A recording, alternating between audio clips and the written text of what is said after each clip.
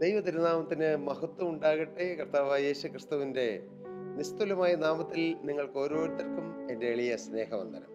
നിങ്ങൾ ഓരോരുത്തരും വളരെ താല്പര്യത്തോടെ ഈ ബൈബിൾ പഠിക്കാൻ ഉത്സാഹിക്കുന്നതോർത്ത് ഞാൻ കർത്താവിനെ സ്തുതിക്കുകയും നിങ്ങളെ ഓരോരുത്തരെയും അഭിനന്ദിക്കുകയും ചെയ്യുന്നു. എല്ലാവർക്കും പറ്റുന്ന ഒരു കാര്യമല്ല ബൈബിൾ പഠനം. കേൾക്കാനൊക്കെ ഒന്ന് ഇഷ്ടമാണ്.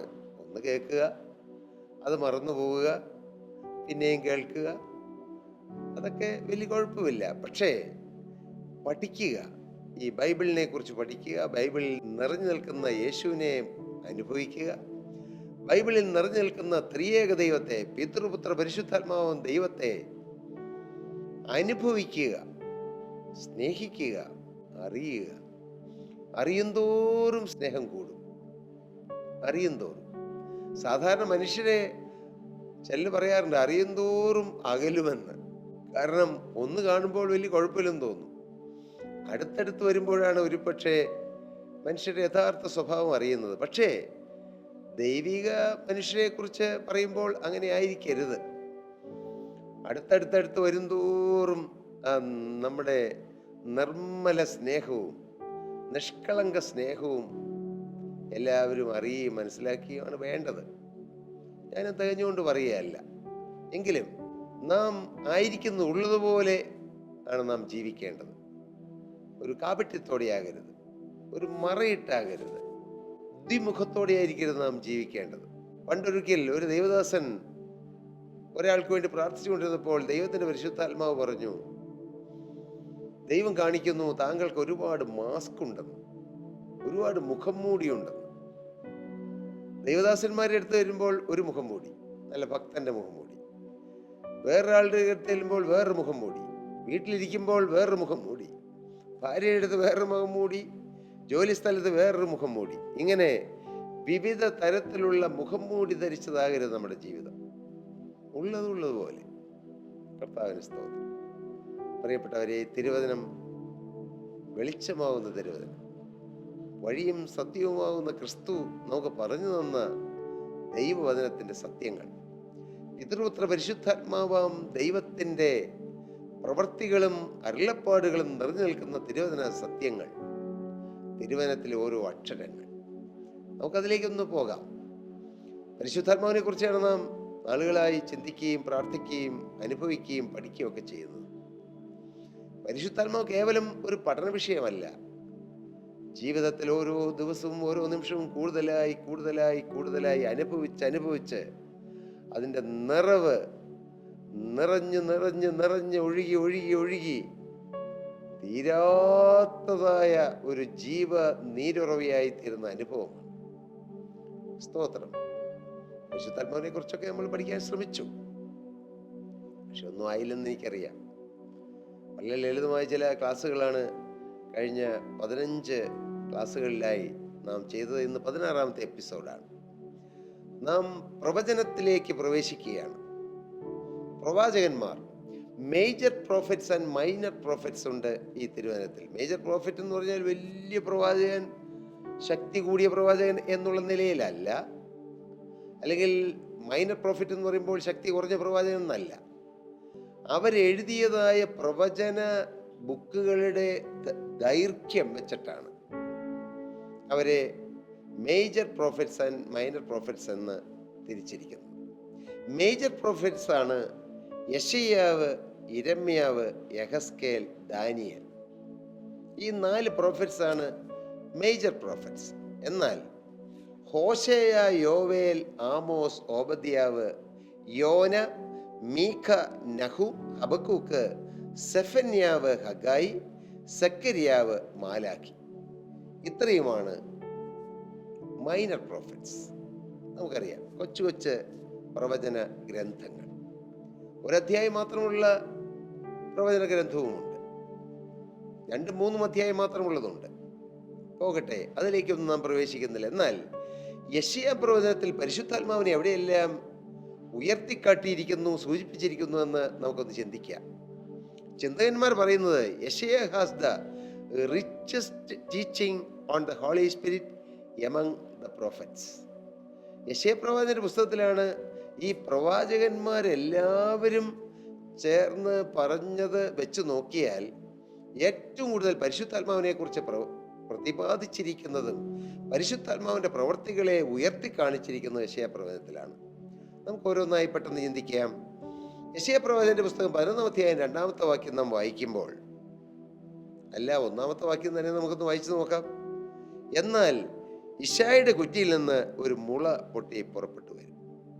ഞാനത് പറഞ്ഞപ്പോൾ തന്നെ നിങ്ങൾക്ക് ബൈബിളുമായി ബന്ധമുള്ളവർക്ക് പലർക്കും മനസ്സിലായി കാണും. യിശായിയുടെ കുറ്റിയിൽ നിന്ന് മുള പൊട്ടിപ്പുറപ്പെടുന്നത് ആരെക്കുറിച്ചാണത്? അത് യേശുക്രിസ്തുവിനെ കുറിച്ചാണ്. യിശായിയുടെ കുറ്റിയിൽ, യിശായിയുടെ സന്തതിയിൽ ദാവീദിന്റെ സന്തതിയിൽ പിന്നീട് ക്രിസ്തു ജനിക്കുന്നതായിട്ട് നമുക്കറിയാം, നമുക്ക് കാണാൻ കഴിയും. ആ മുള എന്നത് ഉദ്ദേശിച്ചിരിക്കുന്നത് യേശുക്രിസ്തുവിനെ കുറിച്ചാണ്. അപ്പോൾ ക്രിസ്തുവിനെ കുറിച്ച് പറഞ്ഞിരിക്കുന്ന കാര്യങ്ങളാണ് നാം താഴോട്ട് വായിക്കുമ്പോൾ ഈ 11-ാം അധ്യായത്തിൽ കാണുന്നത്. നമുക്ക് വായിക്കാം. അവന്റെ വേരുകളിൽ നിന്ന് ഒരു കൊമ്പ് ഫലം കായ്ക്കും. 2-ാം വാക്യം, അവന്റെ മേൽ യഹോവയുടെ ആത്മാവ് ആവസിക്കും. ആരുടെ മേൽ? ക്രിസ്തുവിന്റെ മേൽ. കർത്താവിന്റെ സ്തോത്രം. എന്നാൽ ക്രിസ്തുവിനോട് ചേർന്ന് ക്രിസ്തുവിന്റെ തിരക്തത്താൽ വീണ്ടെടുക്കപ്പെട്ടിരിക്കുന്ന ദൈവമക്കളെ കുറിച്ചും ഈ വാക്കുകൾ പറയുന്നതായിട്ട് നമുക്ക് ഗ്രഹിക്കാൻ കഴിയും. തീർച്ചയായിട്ടും ക്രിസ്തുവിനെ കുറിച്ചുള്ള ഒരു മുൻ പ്രവചനമാണിതെങ്കിലും ക്രിസ്തുവിന് വേണ്ടി ജീവിതം പ്രവർത്തിച്ച ഓരോ ദൈവമക്കൾക്കും ദൈവം അവകാശമായി കൊടുക്കുന്നതായ ഒരു ഉന്നത ശ്രേഷ്ഠ പദവിയാണ് ഈ 11-ാം അധ്യായത്തിൽ ആദ്യ ഭാഗങ്ങളിൽ 2 മുതലുള്ളതായ വാക്കുകൾ നമുക്ക് കാണാൻ കഴിയുന്നത്. എന്താണത്? അവന്റെ മേൽ യഹോവയുടെ ആത്മാവ് ആവസിക്കും. The spirit of the Lord shall rest upon him. ദൈവത്തിന്റെ ആത്മാവ് അവനിൽ ആവസിക്കും. ആവസിക്കും എന്ന് പറഞ്ഞാൽ ദൈവത്തിന്റെ ആത്മാവ് വന്ന് റെസ്റ്റ് ചെയ്യും. ഒന്നൊരു ടച്ച് ആൻഡ് ഗോ മെത്തേഡ് അല്ല. പരിശുദ്ധാത്മാവ് വന്നു പോയി, എപ്പോഴോ വന്നു എപ്പോഴോ പോയി, എപ്പോഴാ വന്നതെന്ന് പറഞ്ഞില്ല, എപ്പോഴാ പോയതെന്ന് പറഞ്ഞില്ല. അതല്ല. ചിലർ വന്നത് അറിയുന്നുണ്ട്, പോകുന്ന അറിയുന്നില്ല. എന്നാൽ അതല്ല, പരിശുദ്ധാത്മാവ് സ്ഥിരമായി വസിക്കുന്ന ഒരു സ്വർഗീയ അനുഭവം. അത് അത്യന്തം ശ്രേഷ്ഠമാണ്. കർത്താവിന് സ്തോത്രം. പരിശുദ്ധാത്മാവ് നമ്മിൽ വന്ന് സ്ഥിരമായി വസിക്കും. അതുകൊണ്ടല്ലേ ദാവീദ് പ്രാർത്ഥിച്ചത് 51-ാം സങ്കീർത്തനത്തിൽ, ദൈവമേ സ്ഥിരമായോ ഒരാത്മാവിനെ എന്നിൽ പുതുക്കണമേ. സ്ഥിരമായ ഒരാത്മാവിന് വേണമെന്ന് ദാവീദ് ആഗ്രഹിച്ചു. ഇവിടെ യെശയ്യാപ്രവചനത്തിലൂടെ പറയുകയാണ്, യഹോവയുടെ the spirit of the Lord shall rest upon him. ദൈവത്തിന്റെ ആത്മാവ് അവനിൽ ആവസിക്കും, റെസ്റ്റ് ചെയ്യും. ആത്മാവ് വന്ന് റെസ്റ്റ് ചെയ്യുക. എൻ്റെ പ്രിയപ്പെട്ടവരെ, നിങ്ങളിൽ പരിശുദ്ധാത്മാവ് റെസ്റ്റ് ചെയ്യുന്നോ? പരിശുദ്ധാത്മാവ് ഡിസ്റ്റർബ്ഡ് ആണ്. ദൈവത്തിന്റെ വചനം പറയുന്നു, ആത്മാവിനെ കെടുക്കരുത്, പരിശുദ്ധാത്മാവിനെ ദുഃഖിപ്പിക്കരുത്. ആത്മാവിന് സ്വച്ഛന്തം നമ്മിൽ വന്ന് വസിക്കാൻ നാം ഇടം കൊടുക്കണം. എങ്ങനെയാണ് പരിശുദ്ധാത്മാവ് നമ്മിൽ വന്ന് സ്ഥിരമായി വസിക്കുന്നത്? പരിശുദ്ധാത്മാവിന്റെ ഇഷ്ടത്തിന് നമ്മെ തന്നെ സമർപ്പിക്കുക. ദൈവത്തിന്റെ പരിശുദ്ധാത്മാവിന്റെ ഇഷ്ടം എന്തെന്ന് നാം ആരായുക. ദൈവത്തിന്റെ പരിശുദ്ധാത്മാവിലൂടെ പരിശുദ്ധാത്മാവിന്റെ ഇഷ്ടപ്രകാരം നയിക്കണമേ എന്ന് നാം പ്രാർത്ഥിക്കുക. ദൈവത്തിന്റെ പരിശുദ്ധാത്മാവിന്റെ ഇംഗിതത്തിന് വേണ്ടി നാം നമ്മെ തന്നെ താഴ്ത്തുക. അവൻ നമ്മെ തക്ക സമയത്ത് ഉയർത്തേണ്ടതിന് ദൈവത്തിന്റെ ബലമുള്ള കരത്തിന് കീഴിൽ താണിരിപ്പീൻ. ദൈവത്തിന്റെ ബലമുള്ള കരം പരിശുദ്ധാത്മാവാണ്. താണിരിക്കണം, വിശ്വസിക്കണം, പരിശുദ്ധാത്മാവിനെ അനുസരിക്കണം, പരിശുദ്ധാത്മാവിനെ അനുസരിക്കണം, പരിശുദ്ധാത്മാവിനെ റെസ്പെക്ട് ചെയ്യണം, ഓണർ ചെയ്യണം, പരിശുദ്ധാത്മാവിനെ വെൽക്കം ചെയ്യണം, സ്വാഗതം ചെയ്യണം. ഞാൻ ചിതറിയ ചിന്തകളാണ് നിങ്ങളോട് പറഞ്ഞത്. പരിശുദ്ധാത്മാവിനെ പ്രാപിക്കാൻ വേണ്ടതായ ചില കാര്യങ്ങൾ അത് മറ്റൊരു വിഷയമായി തന്നെ പഠിക്കേണ്ടതുണ്ട്. ഇപ്പോഴത് തൊടുന്നില്ല. കർത്താവിന് ദൈവത്തിന്റെ വചനത്തിന്റെ അടിസ്ഥാനത്തിൽ പരിശുദ്ധാത്മാവിനെ പ്രാപിപ്പാൻ പല കാര്യങ്ങൾ ചെയ്യണം. ദാഹിക്കണം, കൊതിക്കണം, കാത്തിരിക്കണം, പ്രാർത്ഥിക്കണം, വിശുദ്ധീകരിക്കണം, തന്നെ വിശുദ്ധീകരിക്കണം. ഇങ്ങനെ കുറേ കാര്യങ്ങളുണ്ട്. തീർച്ചയായും അത് നമുക്ക് പിന്നീട് എപ്പോഴെങ്കിലും ഒരു അവസരം ചിന്തിക്കാം. പരിശുദ്ധാത്മാവ് വന്ന് റെസ്റ്റ് ചെയ്യുന്ന അനുഭവം, റെസ്റ്റ് ചെയ്യുന്ന ആത്മാവ്, റെസ്റ്റ് തരുന്ന ആത്മാവ്. പരിശുദ്ധാത്മാവ് നമ്മിൽ റെസ്റ്റ് ചെയ്യുമ്പോൾ നമുക്കും റെസ്റ്റ് കിട്ടും. ഇന്ന് റെസ്റ്റ് ഇല്ലാതെ കഴിയുന്നവരല്ലേ ഒത്തിരി പേര്. മനസ്സിന് സ്വസ്ഥതയില്ല, ശരീരത്തിന് സ്വസ്ഥതയില്ല, ആത്മാവിനോ സ്വസ്ഥതയില്ലല്ലോ. അങ്ങനെ കഴിയുന്ന എത്രയോ ആളുകൾ സ്വസ്ഥതയില്ല. അവരുടെ മുഖത്തിന്റെ ഭാവം തന്നെ അത് വിളിച്ചു പറയുന്നു.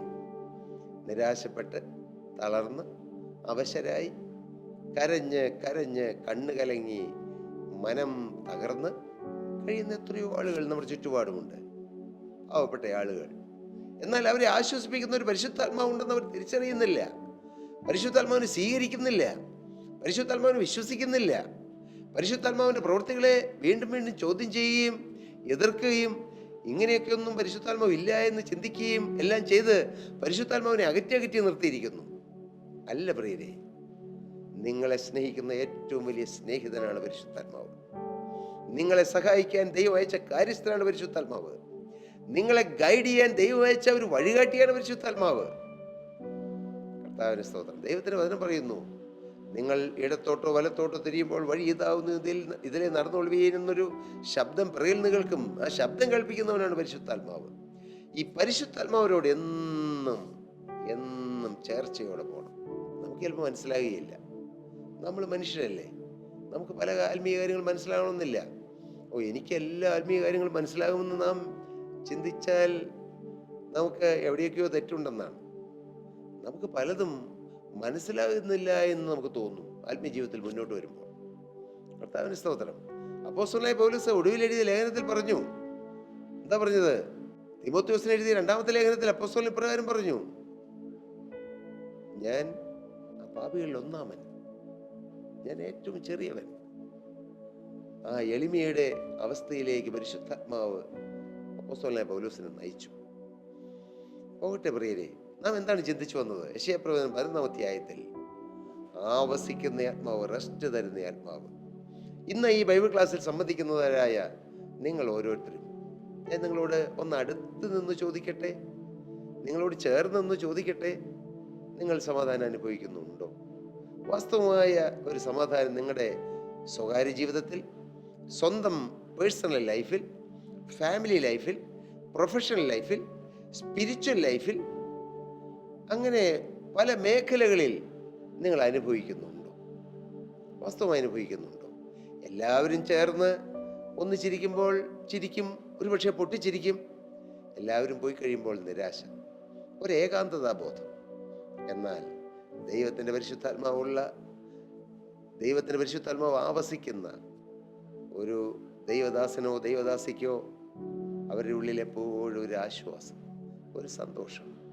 ഭൂമിയിലെ മനുഷ്യരാരെയും കണ്ടിട്ടല്ല, ഭൂമിയിലെ സ്വത്ത് കണ്ടിട്ടല്ല, ഭൂമിയിലെ ആരോഗ്യം കണ്ടിട്ടല്ല, വസ്തുവകൾ കണ്ടിട്ടല്ല, മറ്റൊന്നും കണ്ടിട്ടല്ല, ബന്ധുക്കളെ കണ്ടിട്ടല്ല, സ്വന്തക്കാരെ കണ്ടിട്ടല്ല, ഉന്നതരായ ശ്രേഷ്ഠരായ ആളുകളെ കണ്ടിട്ടുമല്ല.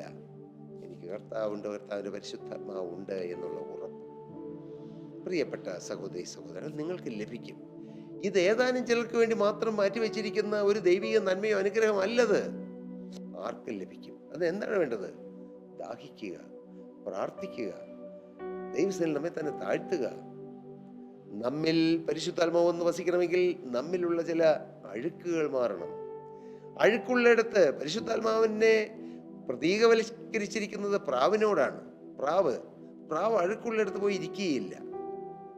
എന്നാൽ മറിച്ച് ഒരു കാക്കയാണെങ്കിലോ ഏത് അഴുക്കുള്ളിടത്തും പോയി ഇരിക്കും. പ്രാവ് അഴുക്കുള്ളിടത്തിരിക്കുകയില്ല. കർത്താവിന് സ്തോത്രം.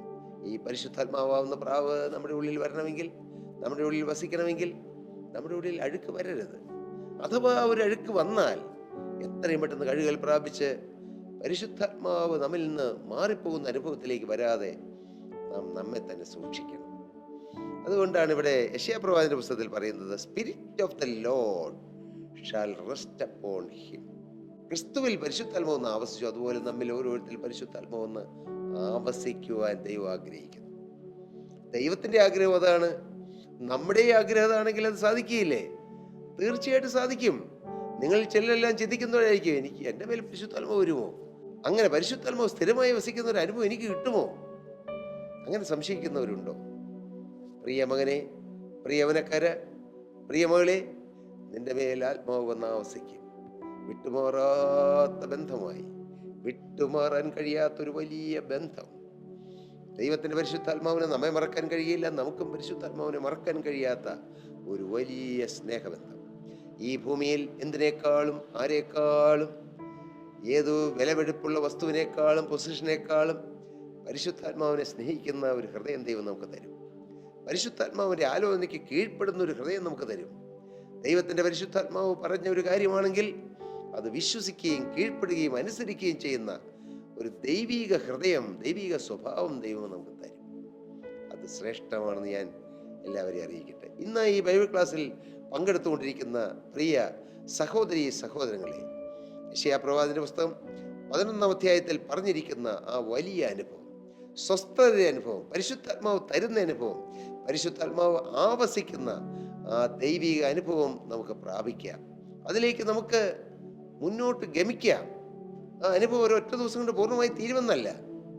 നമുക്ക് തുടങ്ങാം, നമുക്കതിൽ തുടരാം, നമുക്കതിൽ വളരാം. ആകുകയില്ലേ? ആകും. ആകുകയില്ലെന്നാണോ നിങ്ങൾ ചിന്തിക്കുന്നത്? ആകും പ്രിയരെ, ആകും. പരിശുദ്ധാത്മാവ് ഉണ്ടെന്ന് പോലും കേട്ടിട്ടില്ലാത്തവരുടെ മേൽ പരിശുദ്ധാത്മാവിനെ പകരുന്നവനാണ് ജീവനുള്ള ദൈവം. ഞാൻ പരിശുദ്ധാത്മാവിനെ കുറിച്ച് എൻ്റെ ബാല്യകാലത്ത് കേട്ടിട്ട് പോലുമില്ല. 19-ാമത്തെ വയസ്സിൽ മാനസാന്തരപ്പെട്ടതിന് ആ സമയത്താണ് പരിശുദ്ധാത്മാവിൻ്റെ പ്രവർത്തനം അനുഭവിക്കാനിടയായത്. എനിക്ക് ദൈവത്തിൻ്റെ പരിശുദ്ധാത്മാവിനെ അനുഭവിക്കാൻ ആദ്യമിടയായത് പാപബോധം തന്നായിരുന്നു. ഞാൻ ദൈവത്തിൻ്റെ വചനം കേട്ടുകൊണ്ടിരുന്നപ്പോൾ പൊട്ടി കരഞ്ഞു. കരച്ചിൽ അടക്കാൻ പറ്റാതെ കരഞ്ഞു. മാത്രമല്ല, ഞാൻ ബാല്യകാലം മുതൽ ചെയ്ത 4 വയസ്സിലോ 5 വയസ്സിലോ ചെയ്തതായ ചില പാപങ്ങൾ ഒരു സിനിമാ സ്ക്രീനിൽ കാണുന്ന പോലെ കാണാനും അതോർത്ത് അനുദപിക്കാൻ, എൻ്റെ ജീവിതത്തിൽ ഈ പാപങ്ങൾ വന്നുപോയല്ലോ എന്നോർത്ത് അനുദപിക്കാനും പോരാ, തിരുത്താനും പരിശുദ്ധാത്മാവ് എന്നെ സഹായിച്ചു. ആ ചെറുപ്രായത്തിൽ 19-ാമത്തെ വയസ്സിൽ ലജ്ജ വന്നില്ല. അറിയാതെ മോഷ്ടിച്ചത് ലജ്ജാകരമായ ആ കാര്യം ലജ്ജ കൂടാതെ അനേകരോട് ചെന്ന് പറയുവാൻ, ക്ഷമ പറയുവാൻ, കൊടുത്തു തീർക്കുവാൻ പരിശുദ്ധാത്മാവിനെ സഹായിച്ചു. ആ 19-ാമത്തെ വയസ്സ് മുതൽ ദൈവത്തിൻ്റെ പരിശുദ്ധാത്മാവിനെ ഞാൻ പൂർണ്ണമായും തികഞ്ഞുവെന്നൊന്നും അല്ല ഞാൻ പറയുന്നത്. പക്ഷേ എൻ്റെ ജീവിതത്തിൻ്റെ ഏടുകൾ പരിശോധിച്ച് നോക്കുമ്പോൾ ദൈവത്തിൻ്റെ പരിശുദ്ധാത്മാവ് പല സമയങ്ങളിൽ തിരുത്തിയിട്ടുണ്ട്. ദൈവത്തിൻ്റെ പരിശുദ്ധാത്മാവ് എന്നെ ശരിയായ പാതയിലൂടെ നയിച്ചിട്ടുണ്ട്. വഴിതെറ്റി പോകാൻ ശ്രമിക്കുമ്പോൾ അങ്ങനെ ഇത്രയും നീണ്ട വർഷക്കാലം സ്നേഹിച്ചും ശാസിച്ചും ഉപദേശിച്ചും വഴി നടത്തിയും എല്ലാം പരിശുദ്ധാത്മാവ് നടത്തിയ നല്ല വഴികളെ ഓർത്ത് ഞാൻ കർത്താവിനെ സ്തുതിക്കുകയാണ്. വീണപ്പോൾ താങ്ങിയും തളർന്നപ്പോൾ തലോടിയും ക്ഷീണിച്ച് മുഖം പാടിയപ്പോൾ സ്നേഹനിധിയായ പരിശുദ്ധാത്മാവെന്ന് തലോടിത്തന്ന് കിതച്ച് മാറിയപ്പോൾ മുന്നോട്ട് കുതിപ്പ് തന്ന് നടത്തിയതും എല്ലാം ഞാൻ നന്ദിയോടെ ഓർക്കുന്നു. എനിക്ക് എന്നും എൻ്റെ കർത്താവിനോട് നന്ദിയാണ്. ജീവനുള്ള ദൈവത്തോടും പിതാവാം ദൈവത്തോടും പുത്രനാം ദൈവമായ കർത്താവായ യേശുക്രിസ്തുവിനോടും പരിശുദ്ധാത്മാവിനോടും എനിക്ക് നന്ദിയാണ്, സ്നേഹമാണ്. സ്തോത്രം. പരിശുദ്ധാത്മാവുമായി ഗൈഡ് ചെയ്യും പ്രിയരെ. നമുക്ക് ആത്മീയ ജീവിതത്തിൽ ഒന്നും അറിയാൻ പാടില്ലെങ്കിലും, തിരുവചനത്തിൻ്റെ സത്യങ്ങൾ ആഴമേറത്തിൽ ഒന്നും നാം പഠിച്ചിട്ടില്ലെങ്കിലും, വലിയ ഡിഗ്രികളോ വലിയ പഠനങ്ങളോ നമുക്കൊന്നുമില്ലെങ്കിലും, പരിശുദ്ധാത്മാവാണ് ഏറ്റവും നല്ല ഉപദേശകൻ. പരിശുദ്ധാത്മാവാണ് ഏറ്റവും നല്ല അധ്യാപകൻ. പരിശുദ്ധാത്മാവിനോട് നിങ്ങൾ ചോദിക്കണം, പരിശുദ്ധാത്മാവിനോട് പ്രാർത്ഥിക്കണം. അതിന് പരിശുദ്ധാത്മാവ് നമ്മിൽ നിറയണം, നമ്മിൽ ഒന്ന് ആവസിക്കണം. ആ ഭാഗ്യകരമായ അനുഭവത്തിന് വേണ്ടി നമുക്ക് കൊതിക്കാം. യഹോവയെ കാത്തിരിക്കുന്നവർ ശക്തിയെ പുതുക്കും. അവർ കഴുകന്മാരെ പോലെ ചിറകടിച്ച് പറക്കും. അവർ ക്ഷീണിച്ചു പോകാതെ ഓടുകയും തളർന്നു പോകാതെ നടക്കുകയും ചെയ്യും. ആ ഒരു അനുഭവത്തിലേക്ക് ദൈവം നമ്മെ നയിക്കട്ടെ. ഈ പരിശുദ്ധാത്മാവിനെ കുറിച്ചുള്ളതായ ഈ ചിന്ത നാം ഇന്നത്തെ ഈ ക്ലാസ് ഇവിടെ അവസാനിപ്പിക്കുകയാണെങ്കിലും തുടർന്ന് അടുത്ത് 16-ാമത്തെ എപ്പിസോഡാണിത്. 17-ാമത്തെ എപ്പിസോഡിൽ യെശയ്യാപ്രവചനത്തിലൂടെ ഇനിയും എന്തെല്ലാം കാര്യങ്ങളാണ് പരിശുദ്ധാത്മാവിനെ കുറിച്ച് പറഞ്ഞതെന്ന് നമുക്ക് ചിന്തിക്കാനും കേൾക്കാനും പഠിക്കുവാനുമായി നമുക്ക് ഒരുങ്ങാം. ഇന്ന് ഈ ക്ലാസ് അവസാനിപ്പിക്കുമ്പോൾ ഞാൻ നിങ്ങളോട് വീണ്ടും വീണ്ടും വീണ്ടും പറയട്ടെ, ഈ പരിശുദ്ധാത്മാവെന്ന് നിറയുന്നൊരു ഹൃദയം, പരിശുദ്ധാത്മാവെന്ന് ആവസിക്കുന്ന ഒരു മനസ്സ്, പരിശുദ്ധാത്മാവ് നിയന്ത്രിക്കുന്ന അവയവങ്ങൾ, പരിശുദ്ധാത്മാവ് നിയന്ത്രിക്കുന്ന ഒരു ജീവിതം, അതായി തീരട്ടെ നമ്മുടെ ജീവിതം. അതിന് കൊതിക്കാമോ? അതിന് പ്രാർത്ഥിക്കാമോ? അതിനുവേണ്ടി സമർപ്പിക്കാമോ? അങ്ങനെയെങ്കിൽ കർത്താവ് നമ്മെ നയിക്കും. നിശ്ചയം നമ്മുടെ മേൽ പരിശുദ്ധാത്മാവൊന്ന് ആവസിക്കും. പരിശുദ്ധാത്മാവ് നമുക്ക് റെസ്റ്റ് തരും. ആ ഭാഗ്യ അനുഭവത്തിലേക്ക് ദൈവം നിങ്ങളെയും എന്നെയും നയിക്കട്ടെ, നടത്തട്ടെ എന്ന് പ്രാർത്ഥിച്ചുകൊണ്ടും നിങ്ങളെ ഓരോരുത്തരെയും അനുഗ്രഹിച്ചുകൊണ്ടും ഞാൻ എൻ്റെ വാക്കുകളെ നിർത്തുന്നു. ദൈവനാമം മാത്രം മഹത്വം.